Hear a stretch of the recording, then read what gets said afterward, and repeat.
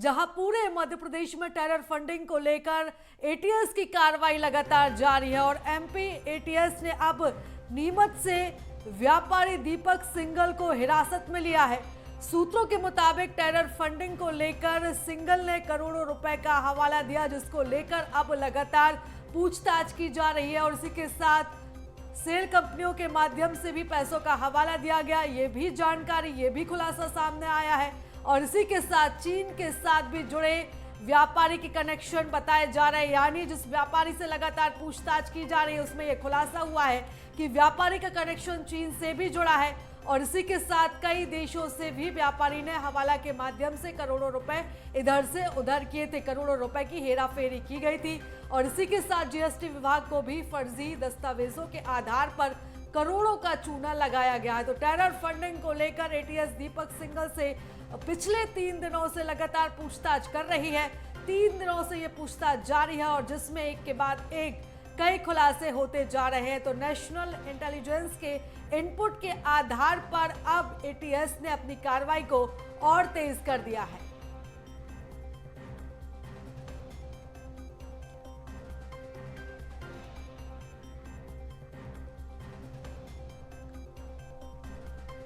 तो बता दें कि एटीएस ने कार्रवाई की है। पूरे मध्य प्रदेश में एटीएस की कार्रवाई लगातार जारी है। टेरर फंडिंग को लेकर जिस तरह की खबरें सामने आ रही थी और अब खुफिया एजेंसियों के इनपुट के बाद एटीएस ने नीमच के व्यापारी दीपक सिंघल को पूछताछ के लिए बुलाया और बता दें कि 3 दिन से लगातार ये पूछताछ जारी है और इसमें एक के बाद एक कई खुलासे होते जा रहे हैं। जानकारी निकलकर सामने आई है कि दीपक का जो कनेक्शन था वो चीन से भी था और इसी के साथ जीएसटी विभाग को भी करोड़ों रुपए का चूना लगाया गया है। फर्जी दस्तावेजों के आधार पर करोड़ों रुपए की हेराफेरी की गई है और लगातार ये पूछताछ जारी है और बता दें कि और भी कई बड़े खुलासे हो सकते हैं। तो टेरर फंडिंग को लेकर लगातार कार्रवाई जारी है और इसी कड़ी में नीमच के एक व्यापारी को पकड़ा गया है जिससे पूछताछ की जा रही है।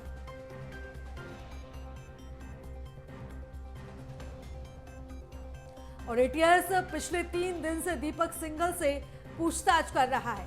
तो नेशनल एजेंसी का इनपुट मिला था और इनपुट के आधार पर अब इस पूरी कार्रवाई को अंजाम दिया जा रहा है। तो टेरर फंडिंग को लेकर एटीएस की कार्रवाई लगातार जारी है और इसके बाद जो खुलासे होंगे उसके बाद अब और भी कार्रवाई को आगे बढ़ाया जाएगा और भी लोगों को गिरफ्तार किया जा सकता है पूछताछ के लिए। तो सेल कंपनियों के माध्यम से पैसों का हवाला किया गया और इसी के साथ एक बड़ा खुलासा यह भी हुआ है कि चीन के साथ भी व्यापारी के कनेक्शन थे। हालांकि क्या कुछ कनेक्शन थे अभी इस बात का पूरा खुलासा नहीं हो पाया, इसकी भी लगातार जांच की जा रही है, पूछताछ लगातार जारी है। तो नेशनल एजेंसी के इनपुट के आधार पर एटीएस ने कार्रवाई की है। टेरर फंडिंग को लेकर एटीएस की कार्रवाई लगातार जारी है। तो मध्य प्रदेश में नीमच के व्यापारी दीपक सिंघल को हिरासत में लिया गया है और सूत्रों के मुताबिक एक खबर सामने आई है कि करोड़ों रुपए का हवाला भी दिया गया था टेरर फंडिंग के नाम पर और इसी के साथ सेल कंपनियों के माध्यम से भी पैसों का हवाला दिया गया। तो चीन के साथ भी व्यापारी के कनेक्शन जुड़े हुए बताए जा रहे हैं।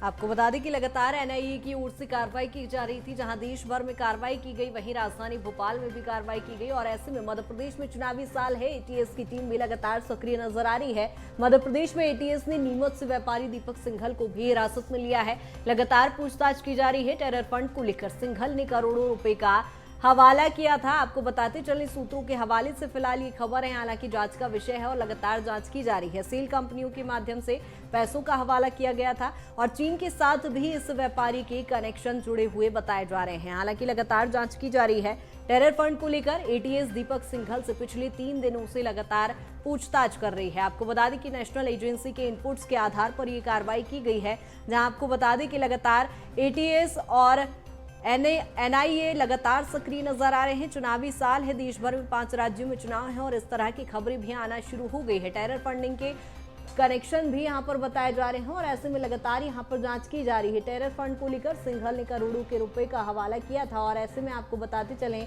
मध्य प्रदेश की नीमच में ये कार्रवाई की गई है। ज्यादा जानकारी के साथ भोपाल संवाददाता विवेक हमारे साथ जुड़ गए हैं। विवेक, क्या कुछ जानकारी? लगातार टेरर फंडिंग को लेकर मामले सामने आ रहे हैं, एटीएस की टीम भी कार्रवाई कर रही है। बिल्कुल, बात की जाए टिपिकल टेरर फंडिंग की तो मध्य प्रदेश सहित कई राज्यों में जो एनआईए की टीम है और नेशनल जांच एजेंसियां वो लगातार अलग अलग जगहों पर सूचना के आधार पर छापेमार जो कार्रवाई है वो कर रही है। क्योंकि जिस प्रकार से टेरर फंडिंग की यदि बात करें तो कहीं ना कहीं एक विदेश से एक कंपनी का कहीं ना कहीं हवाला दिया जा रहा है कि जिस प्रकार से खबरें सामने आ रही है कि टेरर फंडिंग का पूरा मामला है।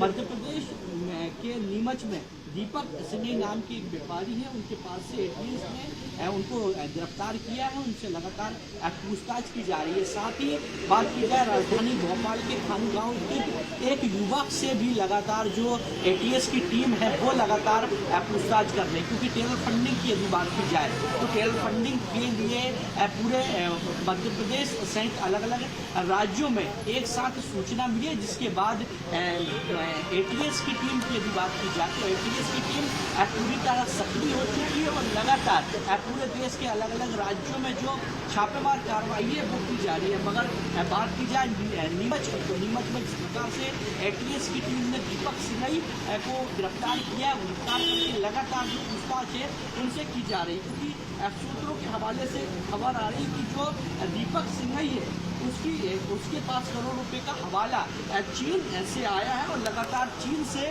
कनेक्शन जुड़े होने की बात कही जा रही है। उसी प्रकार राजधानी भोपाल के खानगांव स्थित एक युवक को भी गिरफ्तार किया। अभी तक युवक का नाम सामने नहीं आ पाया है किसी का, मगर उससे भी लगातार जो पूछताछ है एटीएस की टीम बंद कमरे में कर रही है। इसी प्रकार मध्य प्रदेश के दो जगह यानी एक नीमच और एक राजधानी भोपाल, इसी प्रकार अन्य राज्यों की यदि बात करें तो अन्य राज्यों में भी एटीएस की टीम ने छापेमार कार्रवाई की और लगातार टेंडर फंडिंग के चलते जो तमाम जो लोग हैं जो संदेह के घेरे में लगातार जिनकी जो नेशनल एजेंसी से खबर आ रही थी उनसे लगातार जो पूछताछ है वो जारी है। जी बिल्कुल विवेक, यहाँ पर चीन से जुड़े हुए भी तार इस कारोबारी के बताए जा रहे हैं। क्या माना जाए और भी कई बड़े खुलासे मध्य प्रदेश में हो सकते हैं?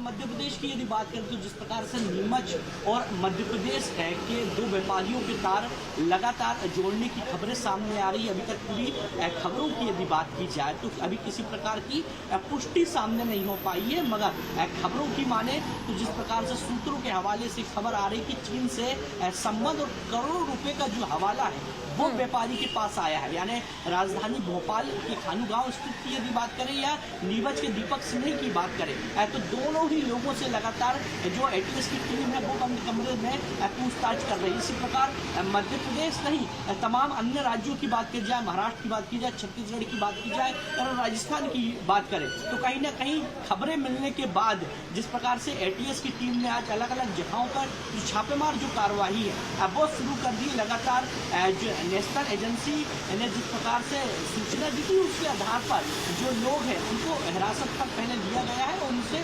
लगातार बंद कमरे में पूछताछ की जा रही है। क्योंकि नीमच की यदि बात करें तो दीपक सिंह को जिस प्रकार से गिरफ्तार किया गया है और उससे लगातार पूछताछ की जा रही है। अभी तक यही सूचना मिली कि करोड़ रुपए का जो हवाला है वो दीपक के पास आया है। वही राजधानी भोपाल के खानगांव स्थित युवक की यदि बात की जाए तो युवक का नाम अभी सामने तो नहीं आ पाया है, मगर जो एटीएस की टीम है वो मौके पर मौजूद है और लगातार जो कार्रवाई है जो पूछताछ है वो बंद कमरे में जारी है। जी बिल्कुल विवेक, यानी कई बड़े खुलासे होने की संभावना जताई जाए। बहुत शुक्रिया तमाम जानकारी के लिए।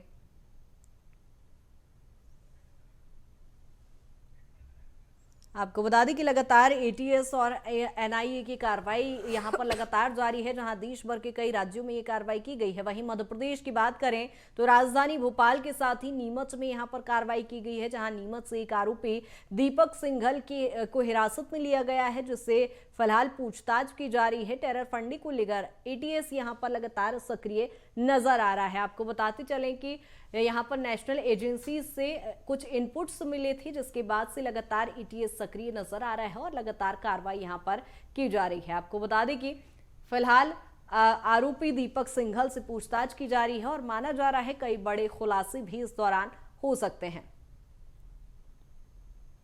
आपको बताते चलें, टेरर फंडिंग को लेकर एटीएस एनआईए की टीम सक्रिय नजर आ रही है। लगातार कार्रवाई की जा रही है। नीमच में एक कारोबारी गिरफ्तार हुआ है, जिससे फिलहाल पूछताछ की जा रही है। माना जा रहा है कारोबारी ने करोड़ों रुपयों का हवाला यहां पर किया है और ऐसे में चीन से भी उसके तार जुड़े हुए बताए जा रहे हैं। 12 ठिकानों पर देश भर में कार्रवाई की गई है, जिसमें मध्य प्रदेश, उत्तर प्रदेश, राजस्थान और दिल्ली समेत कई राज्यों में कार्रवाई की गई है। और आपको बताते चले, मध्य प्रदेश के नीमच जिले और राजधानी भोपाल में भी कार्रवाई की गई है। आपको बता दें कि टेरर फंडिंग को लेकर यहां लगातार कार्रवाई की जा रही है और एटीएस और एनआईए की टीम ऐसे में सक्रिय दिखाई दे रही है।